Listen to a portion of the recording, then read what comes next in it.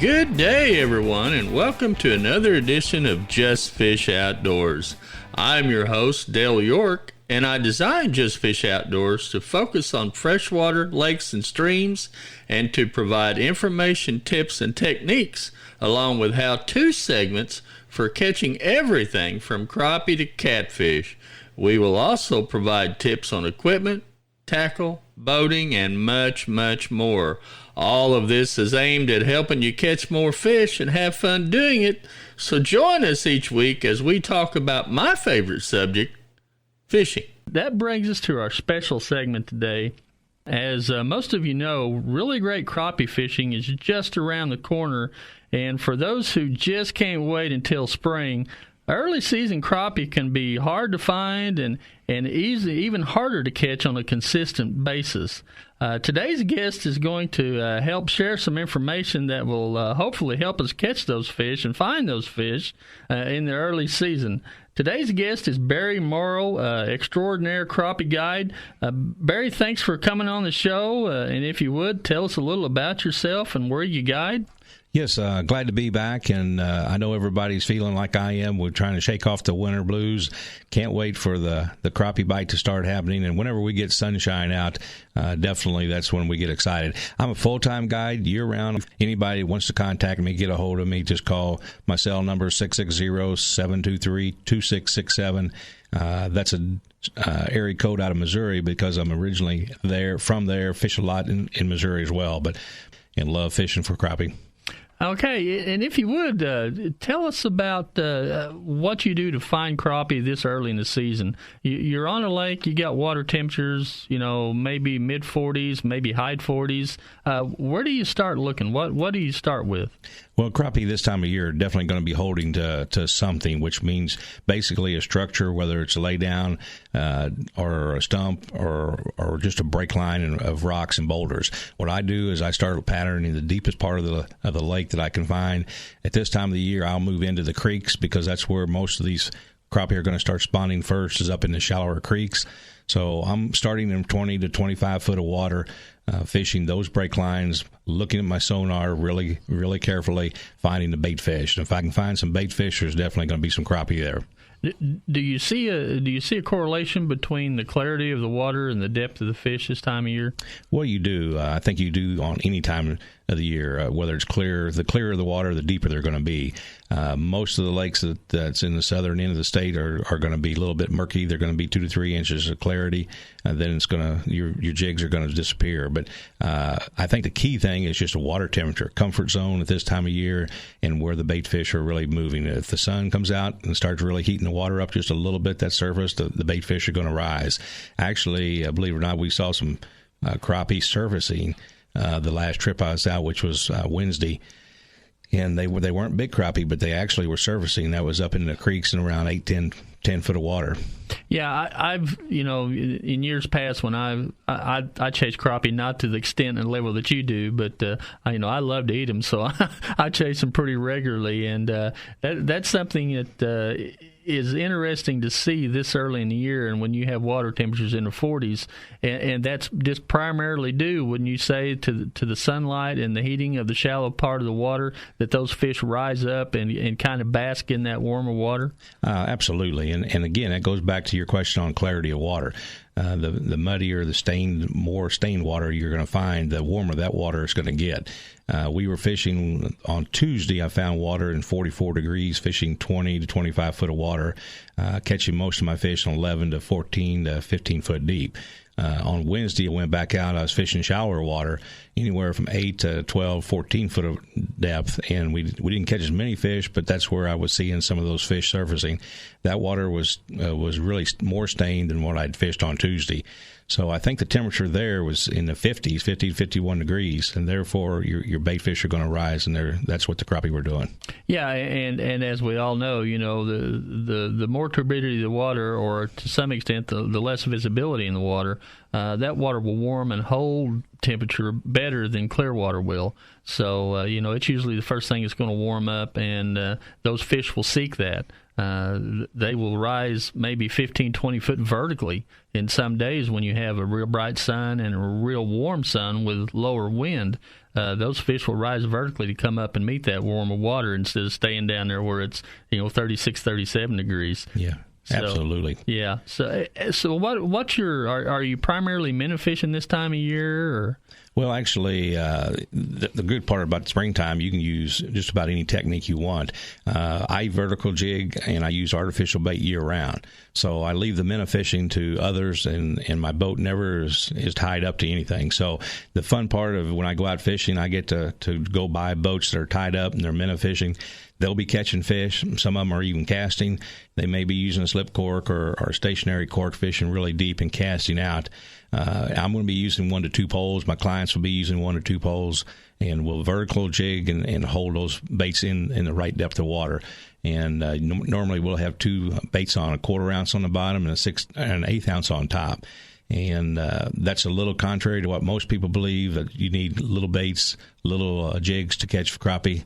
We use big baits year-round and can catch lots of crappie. Yeah, anyone who's ever bass fished for any length of time and thrown large spinner baits, I've caught some of the biggest crappie I've ever caught on a 1/4 and 1/2 ounce spinner bait. So we know them things will eat big baits and they'll catch big fish. The age-old adage, sometimes bigger bait equals bigger fish. So, I personally haven't thrown specifically 1/4 ounce equipment for crappie.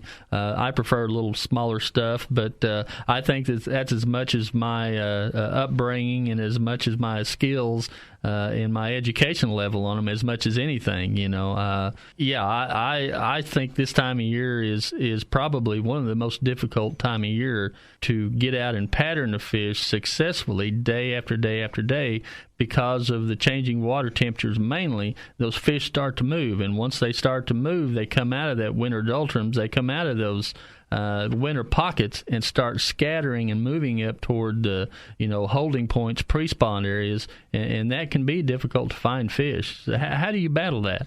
Well, going back to what you were talking about on the bait size, and then I'll get to this question. The key thing that I want to share is that I know a lot of people cast, and if I was casting for crappie, I would be using probably a 1/16 or an 1/8 ounce jig, and I'd be using 6 or 8 pound test line, whether it's with a slip cork or not, or whether it had a blade on it or not. The casting method is what I would be using with the lighter baits. The technique I'm using is a vertical jigging application, and I'm using 12-pound test line, 1/4 ounce jigs on the bottom, maybe 2 jigs, which would be an 1/8 on the top and a 1/4 on the bottom.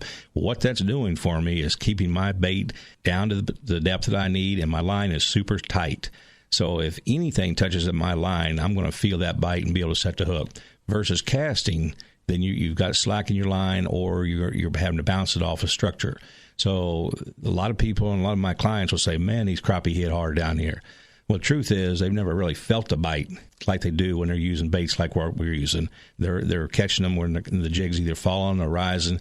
But if you got strong, heavy bait or strong line and a heavy sinker on the bottom, which is a 1/4 ounce jig head, you'll feel that bite. Man, it'll knock it out of your hands. So the water temperature is key right now. It's not really all that key far as spawning goes, and that's the age-old statement, is what the water temperature's got to be in order for it to spawn.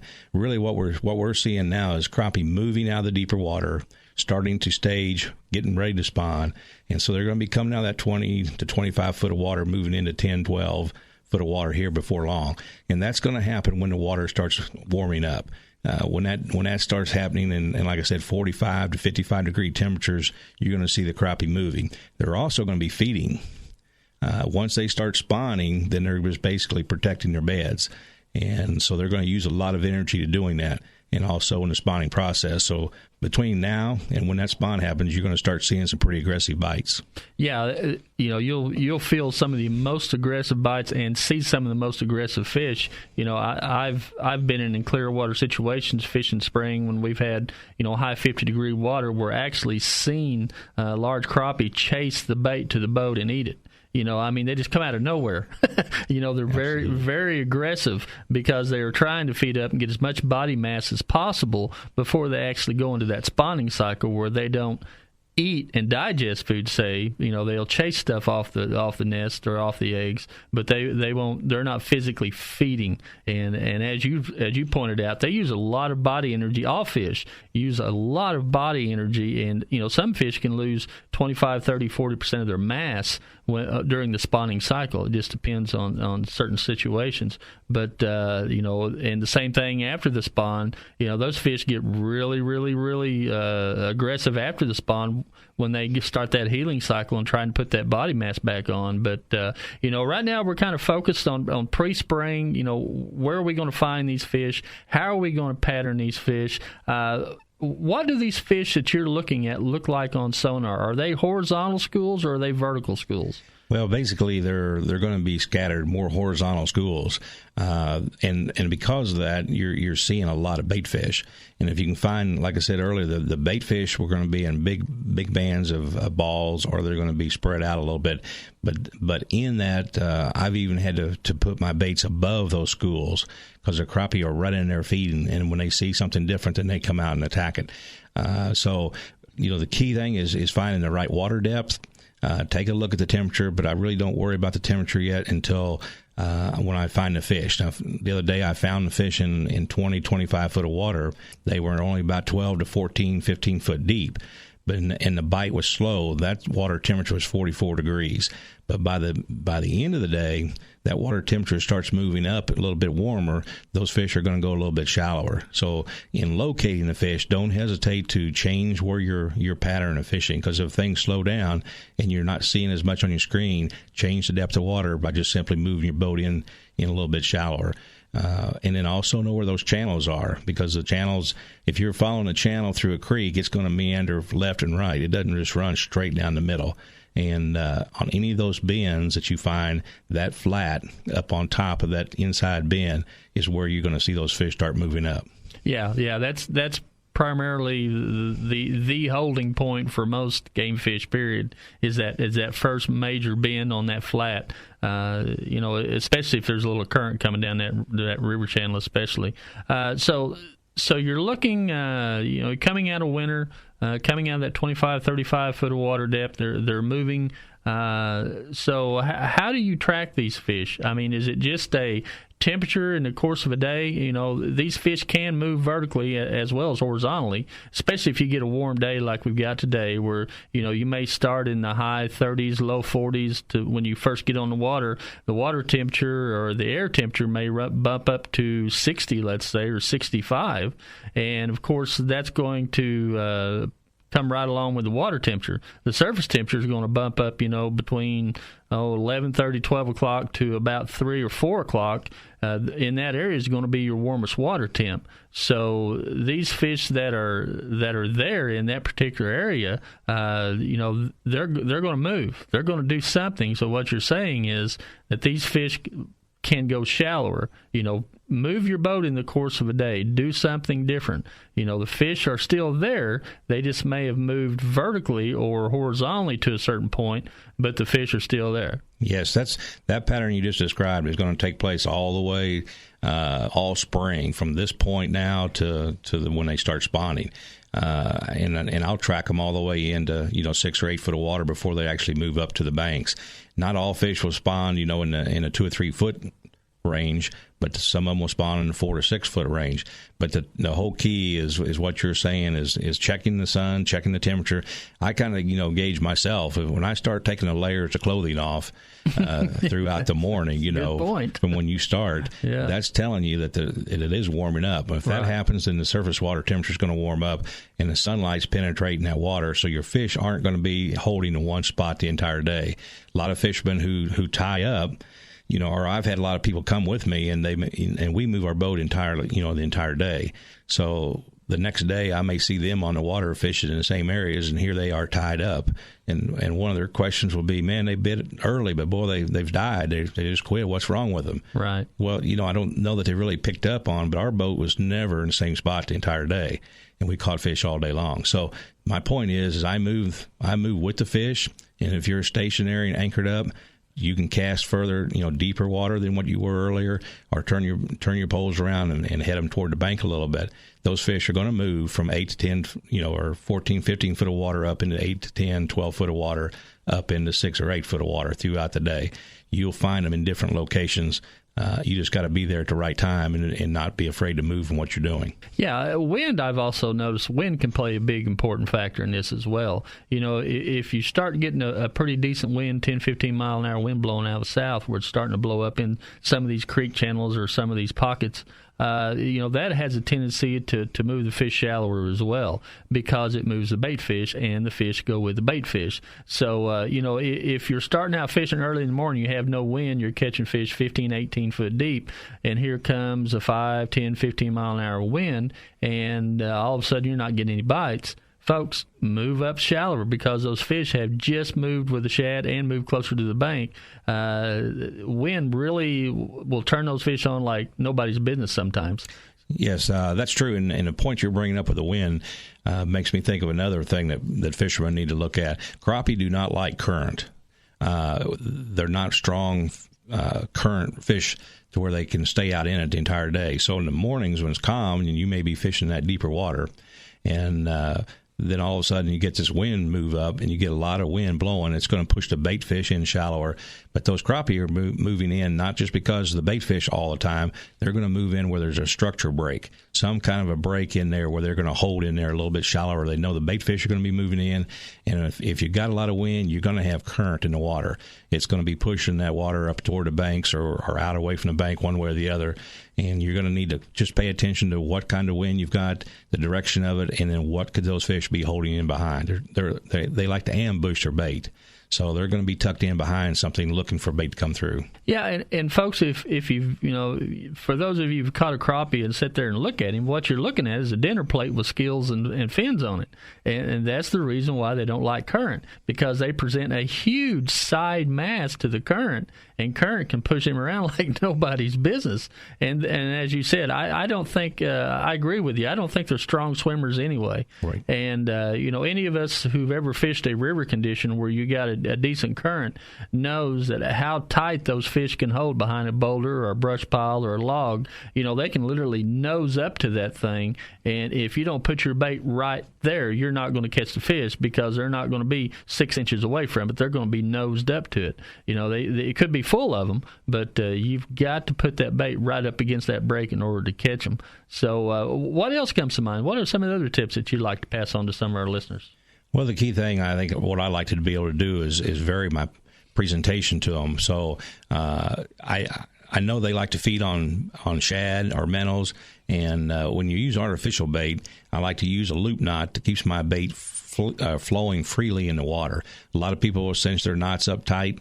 By using a loop knot, my jig is automatically moving with the current in there.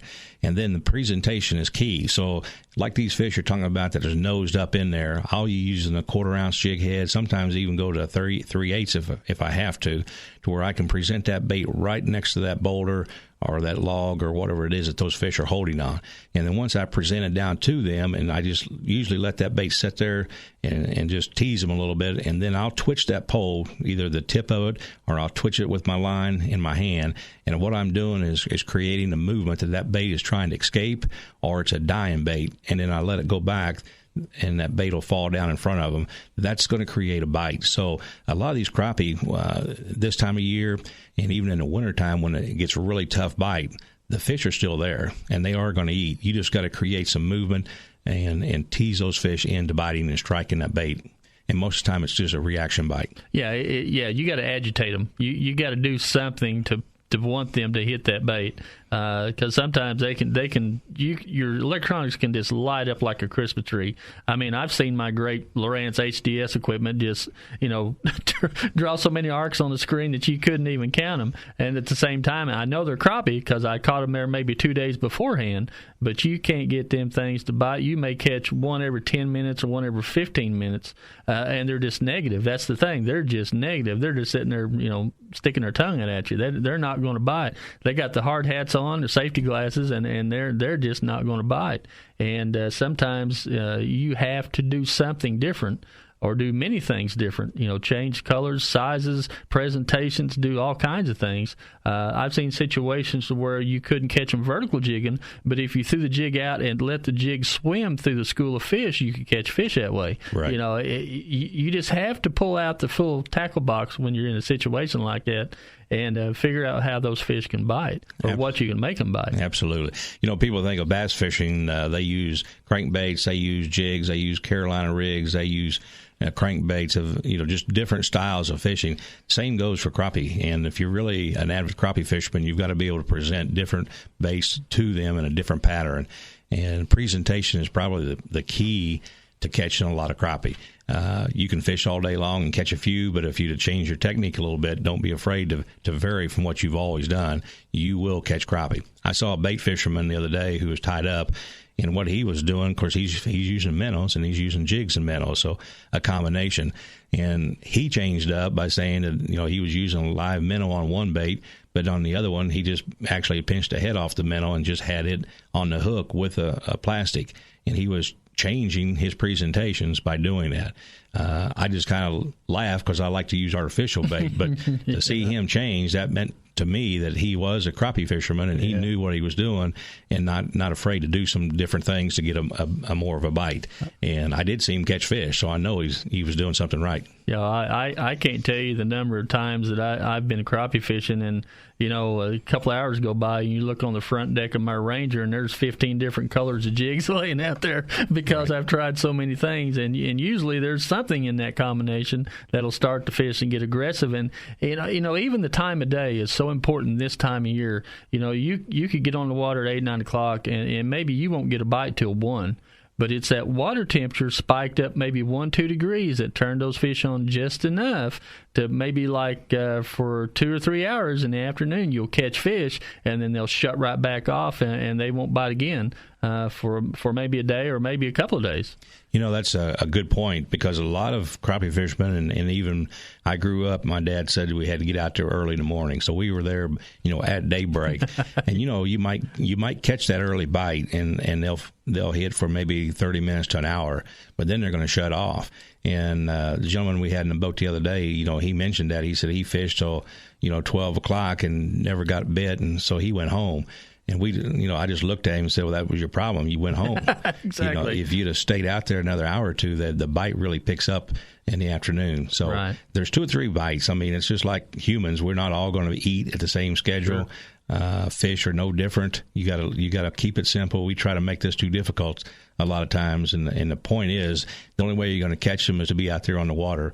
And if you're not catching them at that moment, change up what you're doing, move around, and then don't give up, because sooner or later those fish, especially if you're seeing them on your sonar, my elite lance that I've got on the front, I can see there's fish there, but they're not hitting. But I'm not going to give up on them. I may move my boat and go somewhere else, but I will be back in that same water before the day's over, and I'll catch fish. Yeah, and that's a very, very good point that our listeners need to take note of. When you find a good school of crappie, be sure you put that waypoint on your GPS on your Lowrance HDS equipment. And even though you may not catch a fish at that particular time of day, don't forget to come back to that spot later in the day before you go home, because I don't know how many times, and I'm sure, Barry, you've done it too, you find a school of fish, they're not biting, you go off and do whatever it is you're going to do, you come back 3 or 4 hours later, and you literally catch your limit on the place that you couldn't buy a bite 3, 4, 5 hours ago. Absolutely. I've been a brush pile fisherman ever since I was a youngster. When I did fish with minnows and we tied up all the time, you catch a few fish out there, and it's almost like you stirred them all up and you've caught them all out there. Yeah. Well, basically, I think what takes place is our bait fish that was there left with all the excitement. And then once it settles down, an hour or two later, if you sat there long enough, you'll catch them again. So that's the reason, I'll move in, move out. I'll just like the fish do. They're in and out. You just got to get back there in the same spot.